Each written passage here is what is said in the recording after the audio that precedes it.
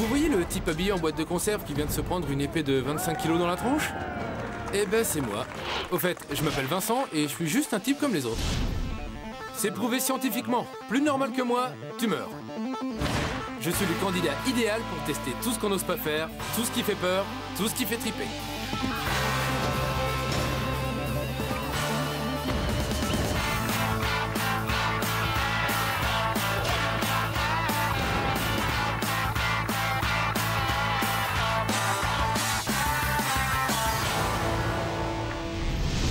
Bon, en gros, je suis un mec comme les autres. Et aujourd'hui, les autres, ils sont ici. Et ils sont nombreux. Tout ce que je sais, c'est qu'en fait, non, je sais rien du tout. Sir Vincent, Sir Vincent! Oui, merci. Oyez, oyez, Sir Vincent. Il est de la race des chevaliers sans destrier. Armé Sir Léo Viridis l'Épourtant. De sable et d'argent aux 3 étoiles flamboyantes de l'un dans l'eau. Les réponses parmi les compagnies, il te faut chercher le bon tabac. Eh ben c'est parti, tabac! Allons-y, cherchons tabac. Tabac, c'est quoi ça, tabac? Tabac, tabac. Bonjour. Excusez-moi, est-ce que vous savez ce que c'est un tabac? Oui. Oui. C'est une grande tunique sans manche, ouverte sur les côtés. Et c'est Ça se porte sur une armure en fait. Et en dessous, il y a la côte de maille, ou l'armure. D'accord. Bon, alors un tabac, c'est une sorte de t-shirt médiéval en fait. C'est un t-shirt avec des étoiles dessinées dessus. Ils peuvent pas parler comme tout le monde. Nous sommes à Orléans. Depuis 1459, chaque année, on y célèbre la libération de la ville par les troupes de Jeanne d'Arc. Ça me rappelle les cours d'histoire de Madame Gervais en 4e. Pendant une dizaine de jours, 30 000 passionnés du Moyen-Âge se la jouent médiévale dans la ville de la pucelle la plus connue de l'Hexagone. Et parmi eux, l'introuvable Sir Léo Viridis. Est-ce que ça vous évoque quelque chose? Ah, enfin quelqu'un qui le connaît. Vous pourrez le trouver dans l'une des 2 tentes beiges. Ravi d'être votre sauveur. Ah, merci. Sir Léo Viridis, me voilà! Ne pas se retourner, ne pas se retourner, ne pas se retourner. Trop tard. Un tabard, des étoiles, une armure. Monsieur Sir Léo? Aïe!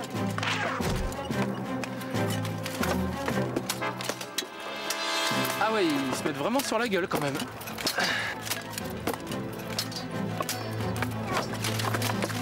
Oh, le carnage! Le combat médiéval, une activité saine, en plein air et idéale pour les amoureux de la franche délicatesse. Petite tape amicale d'après-combat. Salut, c'est toi Vincent? Sir Léo Viridis? Ouais. Attention, il est hargneux, il est hargneux. Ah ouais, il fait mal. Enchanté? Donc bah, bienvenue dans le médiéval. Ben merci. Tu vas partager notre quotidien. Mais par contre, faut que tu te changes parce que ça, non. Donc tu vas dans la tente, il y a des affaires qui t'attendent. D'accord. Et puis on se retrouve après. Bon, bah allez, on y va, c'est parti. Vous y allez quand même, hein? Je me demande ce qu'en pense l'homme de la rue. Le monsieur qui s'inscrirait dans un tournoi de chevalier, soit il est inconscient, soit il a du courage, ou soit il a envie de se faire peur. Pour supporter même 5 minutes quelque chose d'aussi lourd et pour bouger avec dans tous les sens, il faut être passionné. Je pense qu'il faut aussi vivre dans son époque, c'est un peu vivre dans le passé. À mon avis, c'est physique, donc il faut être prêt à prendre des coups aussi. Ça se rapproche un peu du métier de cascadeur. Hein. Je pense qu'ils se battent avec de fausses épées. C'est plutôt du cinéma, quoi. Mais qui doit paraître vrai. Non, c'est très bien de s'enfiler une armure. L'armure, on verra ça plus tard. Pour l'instant, je vais plutôt enfiler un costume d'écuyer. Oula, ça sent le poney, ce truc. Ah. Hop là. Et voilà. Medieval style. La classe. Sir Léo. J'ai perdu Sir Léo. Sir Léo. Ouais. Ah oui, d'accord. Ah ben sans le casque, forcément, on te reconnaît moins. Ah bah, ça aide à identifier le personnage. Forcément. Et alors, est-ce que Sir Léo Viridis, c'est ton vrai nom? Non, c'est pas du tout mon vrai nom, c'est un nom d'emprunt, bien évidemment. Ouais. Léo Viridis, en fait, en latin, ça veut dire le lion vert. C'est le symbole du vitriol, ce qui représente la matière première. C'est la première étape alchimique pour accéder à l'œuf philosophal. Ah ouais, d'accord, ok, ouais, c'est... T'es allé chercher loin quand même, quoi. Ah ouais. Aymeric, alias Sir Léo Viridis, n'est pas le premier chevalier venu. Redouté dans toutes les arènes d'Europe, c'est l'un des plus féroces combattants du royaume. Expert en maniement de l'épée, Aymeric est un compétiteur tout-terrain. Avant de pratiquer l'escrime médiéval, il était membre de l'équipe de France de hockey subaquatique. On peut dire que c'est un homme d'immersion. Est-ce que tu as toujours été chevalier? Je ne suis pas un chevalier, je suis ce qu'on appelle un combattant. D'accord. C'est-à-dire que je combats à pied, parce que les chevaliers, en général, sont à cheval, et moi, j'ai pas de cheval. Il se passe plein de choses aussi sur toute la fête. Dans cet univers-là, en fait, ce qui se passe, c'est qu'on a vraiment la possibilité de faire ce qu'on veut. On est là pour se faire plaisir. Donc, il y en a qui aiment forger, il y en a qui aiment faire du tissage, il y en a qui aiment se taper dessus. Enfin, il y a un peu de tout. Donc, je dirais, chacun peut faire ce qu'il veut. C'est le plaisir aussi d'essayer de se réimprégner de certaines valeurs. Genre les codes de l'honneur, tous ces trucs-là. Voilà, une certaine approche du respect de l'autre. Attends, j'ai pas senti beaucoup de respect quand vous vous mettiez sur la gueule tout à l'heure. Eh ben, détrompe-toi. Parce que s'il n'y avait pas de respect, il y aurait des morts. Ouais, ça serait beaucoup moins fun du coup. Voilà. Depuis une dizaine d'années, les associations de médiévistes ont la cote. De maille, ça va sans dire. Le nombre de manifestations en France a poussé aussi vite que des pustules sur la face d'un gueux. Aucun doute, le Moyen-Âge a un bel avenir devant lui. Monsieur le marchand. Moi je propose des épées qui sont prévues pour se battre avec. Donc on se base sur des modèles qui sont conservés dans des musées ou qu'on voit sur des enluminures. Et on les reconstitue mais avec des paramètres qui permettent de s'envoyer des milliers de coups dans l'existence qu'aura l'épée. Par exemple, là ça va être une épée viking, avec un pommeau en deux parties, une garde assez courte, une lame large. Ici, une épée à une main, une garde plus grande qui protège mieux la main, une lame plus fine, ça fait une arme un petit peu plus rapide, plus efficace. Et c'est plus léger, donc plus facile à manier, quoi. Exactement. Le mieux, c'est comparer. C'est la différence. Ouais, quand même, ouais. Et c'est l'épée d'Highlander, celle-là. Non. Ça, c'est une épée qui est spécialement faite pour le tournoi.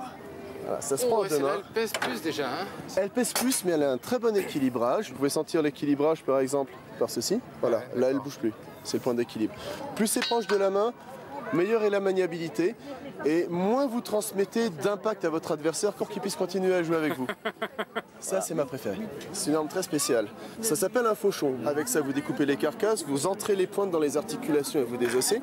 Et des bouchers qui auraient fait partie de milices urbaines auraient pris pour participer à leur tour de garde, ce qui représente plus une arme. Et au final, si vous pouvez découper une carcasse de bœuf avec, c'est pas plus mal. Pour un bonhomme, ça fera l'affaire, mais c'est juste une hypothèse parmi d'autres. Les armes, c'est bon, mais pour se protéger des armes, on fait comment?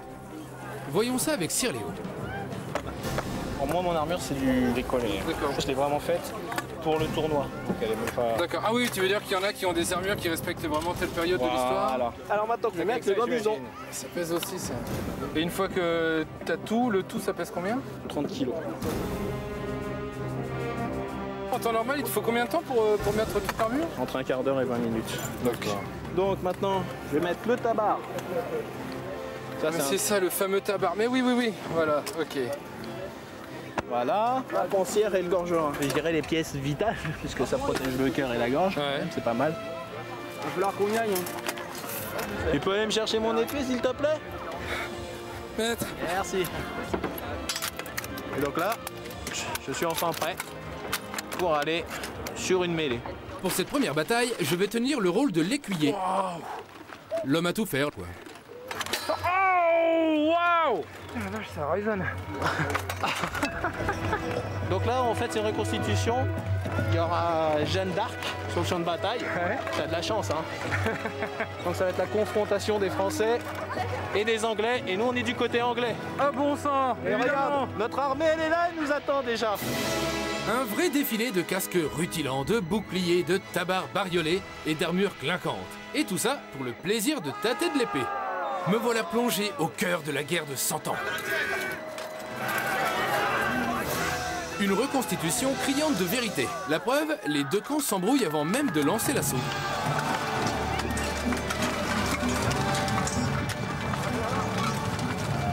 Première constatation, c'est violent. J'ai droit à un vrai show, rien que pour le plaisir des yeux. Une pure dose d'adrénaline. C'est pas vraiment pour faire semblant, c'est pas que l'exhibition. Quand on voit ce qu'ils se mettent sur la tête, ça a l'air de faire mal un minimum quand même. Il paraît que la victoire de Jeanne d'Arc a été accueillie par les assiégés comme un miracle. Aujourd'hui, le miracle, ce serait plutôt qu'il n'y a pas eu de blessés. Enfin, je crois.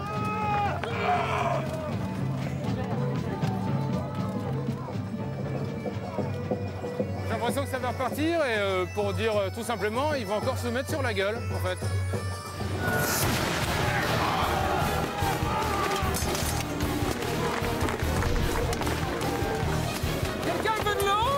Sir Léo Viridis n'est pas n'importe qui. Au milieu de la mêlée, il multiplie les coups d'épée comme Jean-Claude Van Damme l'Emmental.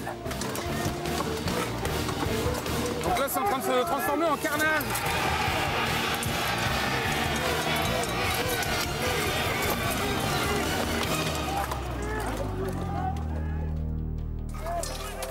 Bon, là, on peut pas vraiment dire qui a gagné. Mais une chose est sûre, après 45 minutes de combat intense, tout le monde est rincé. Au moins, quand ils sont morts, ils ont plus soif. Bravo, messire! Ça t'a plu là? Bah oui, c'est violent quand même, mais ouais, c'est excellent. Non, là, c'est tranquille, on s'amuse. Oui, pour toi, oui. Non, mais je te propose un truc plus sérieux. Tu vas venir, je t'invite à la salle d'armes où je m'entraîne. Et là, on va s'entraîner vraiment au combat. Bon, bah écoute, on se retrouve à la salle alors, hein? Ok, on fait comme ça. Voilà. Je me doutais qu'il y aurait un truc comme ça. Bah de rien, j'ai bien fait ça quand même. Ah, c'est nickel. Ça pour l'eau, ça va, j'ai géré. Elle était bonne en plus. Je sais, je l'ai faite moi-même. Je touche. Bilan de ma première journée, j'ai rencontré un chevalier, j'ai appris la définition du mot tabar et surtout je suis sorti indemne d'une des plus grandes batailles de l'histoire. Pas mal pour un novice. Mais maintenant, fini les ronds de jambes à Monseigneur Viridis. On rentre dans le vif du sujet, à mon tour de devenir un chevalier, un vrai.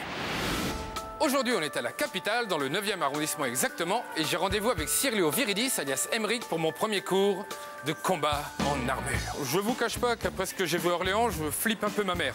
Plutôt, j'ai les foies. Mon maître, justement. Ça va? Sirléo. Qu'est-ce que tu fais habillé comme ça, là? Ben, je viens pour mon entraînement. T'es pas obligé de t'habiller en tenue médiévale, hein? En fait, je pouvais venir habillé tout à fait normalement. Bah ouais, regarde-moi, l'armure, elle est dans le sac, hein. D'accord. Parce que je me suis quand même bien tapé la honte dans le métro, là. Imagine, oui. Ouais, c'était pas évident. Toi, par contre, tu te balades avec tes épées dans la rue. Ouais. Mais bon, c'est pas tout ça, hein. Il y a du boulot, donc on y va. Ok. Allez, suis-moi.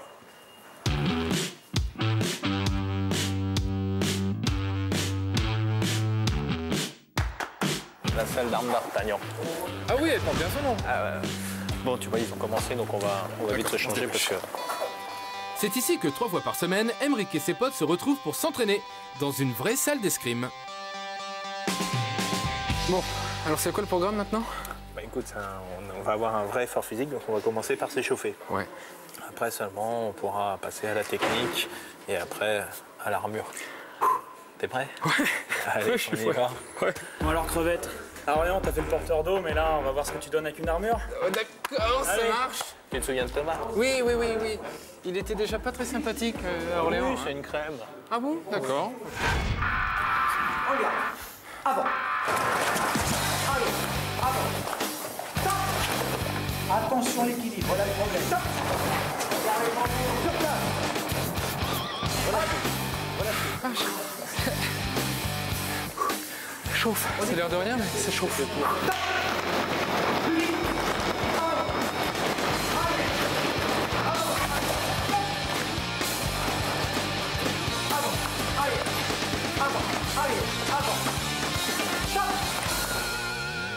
Regarde, reste en position. J'ai déjà plus de jambes et on dirait bien que maintenant ils vont s'attaquer au reste de mon corps. Bande de malades. Vous avez 35 secondes pour souffler, vous prenez un grand bâton et vous mettez...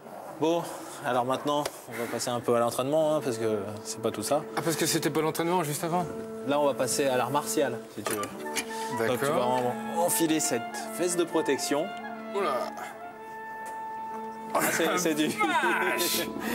ah, c'est du fait maison. Et c'est bien mouillé, c'est... Oui, bah, c'est parce que ça sert régulièrement, si tu veux. Ah, vas-y, et puis c'est froid. Hein. Ah, c'est immonde. Ah.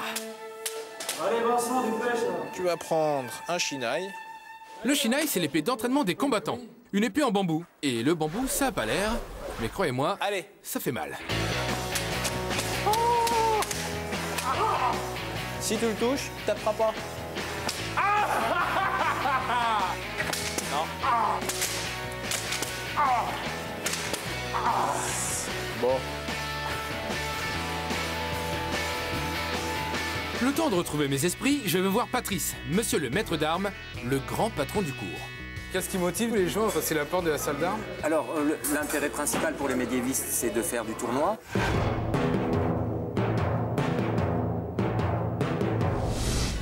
Mais c'est pas tous. C'est un sport qui est associé à l'histoire, c'est un loisir, c'est aussi un travail physique. Et puis c'est intéressant parce qu'on travaille avec l'autre, contre l'autre. Il paraît que ça s'appelle maîtriser la distance. Très important, la distance. Alors le moulinet, attention la main, trop basse. Toi, tu as une passion pour l'histoire ou c'était une passion pour l'escrime qui fait Pour l'escrime, je me suis intéressé très tôt à l'histoire de l'escrime.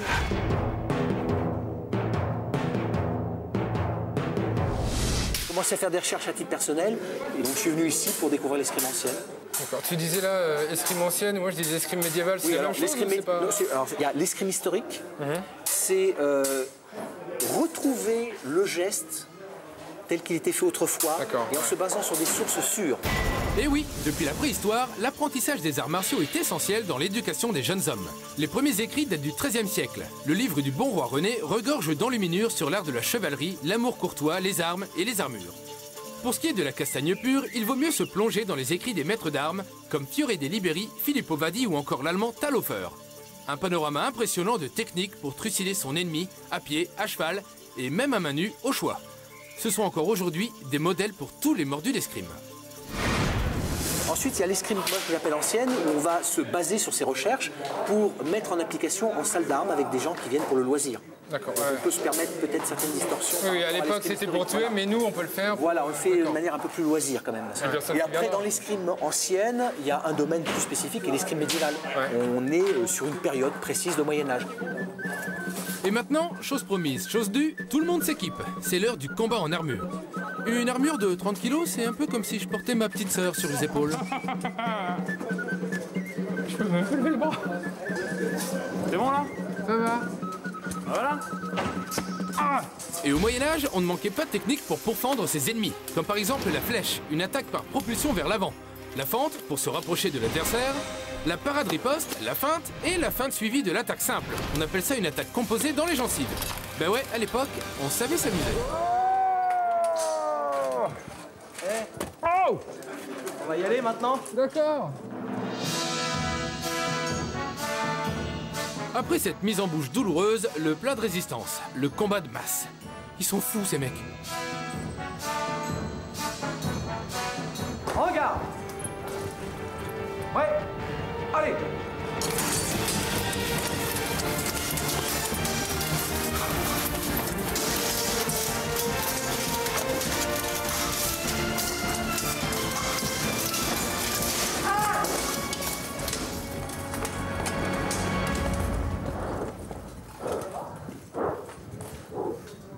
Oh. Finalement, je t'aime bien. J'ai perdu un peu de mon champ de vision. En fait, je vois bien là. Et tout là, c'est un peu flou. Ça brille et je vois pas très bien. Ça doit être les chocs sur la tête. Je suis plutôt soulagé de quitter ma boîte de conserve. Mais si je veux participer à un vrai tournoi, il n'y a qu'une solution, s'entraîner. Et heureusement, Emeric est là. Il va devenir mon professeur, mon mentor, mon maître. Ça y est, du tap, hein? Tel un Conor McLeod des temps modernes, je vais suivre à la lettre un entraînement très complet. Ne perds jamais ton sang-froid. Si tu perds ta tête, t'as tout perdu.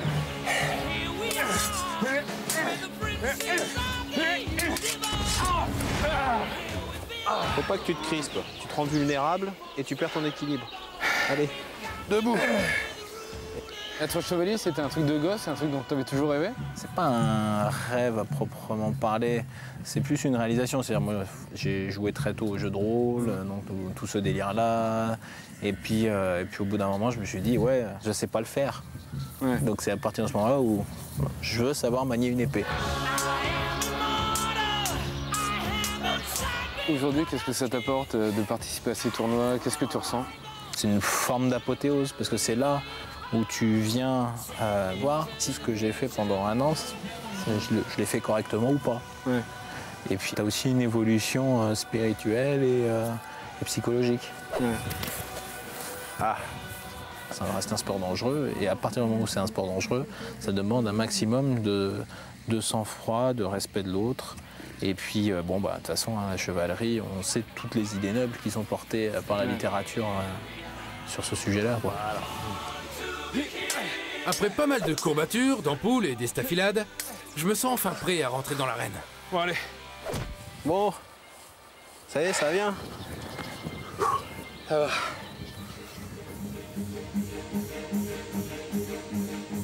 On peut plus. Vincent, je suis très content de toi. T'as bien bossé, t'as fait tous les entraînements sans faire la gueule, et c'est génial. Par contre, avant de partir en tournoi, il va falloir que tu passes la dernière épreuve, qu'on appelle nous l'épreuve du feu. Oh oh. Est-ce que t'es ok? Ben on y va, allez, je suis prêt. J'ai confiance en toi. Bravo. Merci Patrice. Bon, alors, prêt pour l'épreuve du feu? Oh bon sang, qu'est-ce que c'est l'épreuve du feu? Alors l'épreuve du feu, ça va être un combat au cimier. Le cimier? Ce qu'on appelle un béour, mais on va le faire à pied, hein, c'est ça. Normalement c'est à cheval. Le cimier, c'est un ustensile qu'on vient poser sur le casque. Le but, ça va être de dégommer. D'accord. Alors pour ça, tu as trouvé un partenaire que t'aimes bien. Oh. Thomas! Ah bon sang, évidemment. Thomas! Ok, t'es prêt? Ouais. Allez! Thomas, le type qui me chauffe depuis le début, mon éternel rival, ma némésis. Ce paltoqué va enfin tâter de mon épée.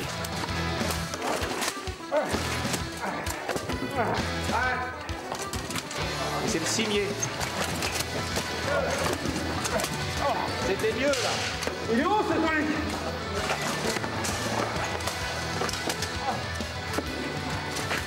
Bon, là, faut bien reconnaître que je me sens plus enclume que marteau.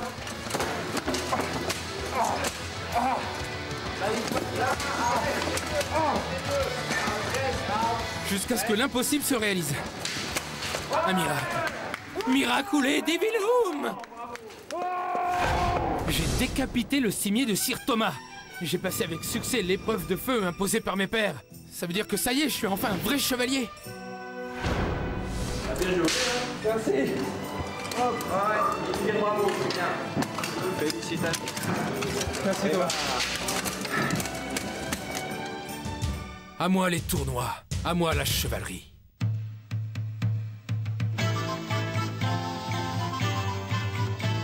Ça y est, c'est le grand jour. On est en Franche-Comté, plus précisément à Montclé, pour mon premier et sûrement dernier tournoi de combat médiéval.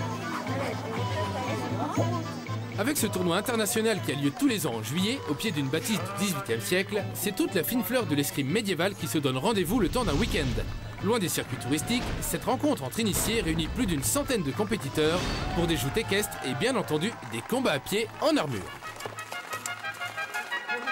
Chevaliers et écuyers fourniront combat de pied à l'épée. Italiens, Allemands, Français, Norvégiens, Suédois, Hollandais, Belges et même Néo-Zélandais viennent s'affronter dans des duels encadrés par des règles très strictes. On a deux types de combats. D'un côté des combats, on va dire à la touche. Donc le premier qui touche, soit la tête, soit le torse, soit les membres, marque le point. On stoppe le combat, on les sépare, ils repartent. Et on a aussi du combat en continu, c'est-à-dire que pendant 1 minute 30, ils se tapent dessus. Et à la fin, on compte les points. Pourquoi on fait ça? Tout simplement parce que des fois, on va avoir des escrimeurs qui vont se fendre comme ça, ils vont toucher un premier. Mais le temps de faire ça, l'autre a tout le temps il a le temps de lui en mettre 3-4 dans la tête. Donc sur un principe de touche, il aurait gagné. Par contre, sur un champ de bataille, il serait mort. Des règles que Sir Léo Viridis a bien intégrées à cette technique de combat.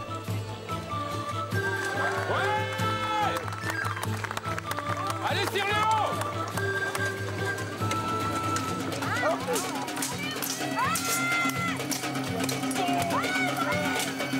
Mon mentor enchaîne les passes d'armes en embrochant ses adversaires avec une facilité déconcertante.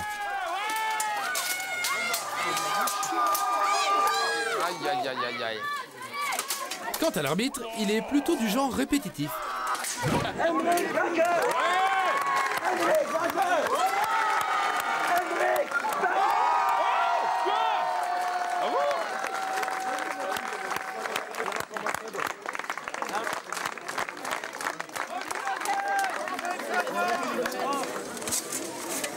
Et ça s'est plutôt bien passé.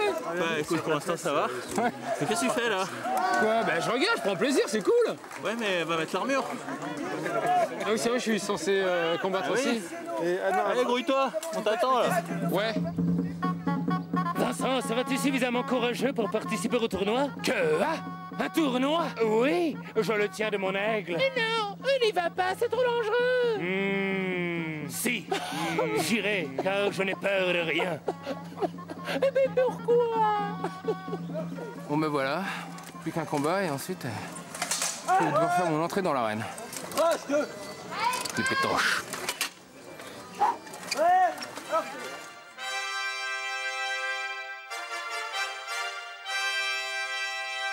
nous allons appeler le Seigneur Vincent, grand technicien devant l'Éternel. Ça y est, à mon tour d'entrer en lice.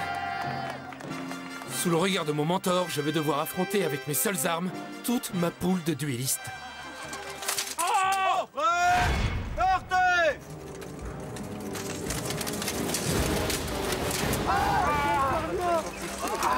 Plus jamais de stop de ma vie. Une fois qu'on est dedans, c'est marrant comme on oublie toutes ces heures d'entraînement avec Emmerich. Messire! Bon, défensif, c'est pas top. Offensif, c'est pas top. Bon, on va repartir et puis on va essayer de ramener la victoire. Allez. Sortez! Ah, merde! Sortez! Tu vois rien? J'ai pas touché là? Non! Oh, bon sang! Ça compte pas. Oh! Oh! Putain, vache! Oh le salaud! Ah cool! C'est vrai ou pas? Ouais! Sortez! Oh!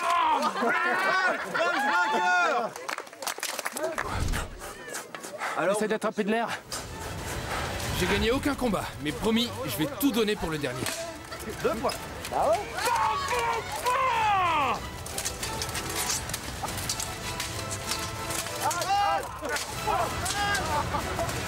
Oh putain! 12 points du coup. D'accord par KO. J'ai gagné le match là ou pas? Presque, t'as eu 2 points. Ah c'est bien 2. Ok, j'ai pas décroché la victoire comme mon maître qui au final a remporté le tournoi de Montclé. Moi je suis venu, j'ai vu et j'ai vaincu. Enfin, surtout ma peur. T'es allé au combat. Ouais. Tu t'es pas défilé, t'es venu, t'as affronté. Bon, t'as perdu. Mais c'est pas un déshonneur de perdre. Le déshonneur, ça aurait été de fuir. Ouais. Bon, j'ai pas fui, mais j'ai quand même pas mis beaucoup de points non plus. Ah, c'est normal, ça fait un mois que tu t'entraînes. La plupart, là, ils ont plusieurs années derrière. Ouais. T'as trouvé qu'il y avait quand même certains gestes que j'ai pu faire aujourd'hui, que j'avais pas au début? T'as fait quelques touches à la tête qui étaient bien foutues. Ouais. Ouais. Et les quelques points que t'as mis comme ça, t'avais la longe qui s'est mis en place, c'était bien. Bon, heureux? Ouais, ah ouais, heureux. Ah ouais, c'était génial. Bon, bah t'as mérité ta pitance. Ah, parfait. T'as vu, j'ai encore la tête sur les épaules quand même. C'est le plus important. Voilà. Bilan de mon aventure au pays des combattants médiévaux, ces types sont loin d'être des fêlés, juste des passionnés qui renouent avec des valeurs un peu perdues aujourd'hui.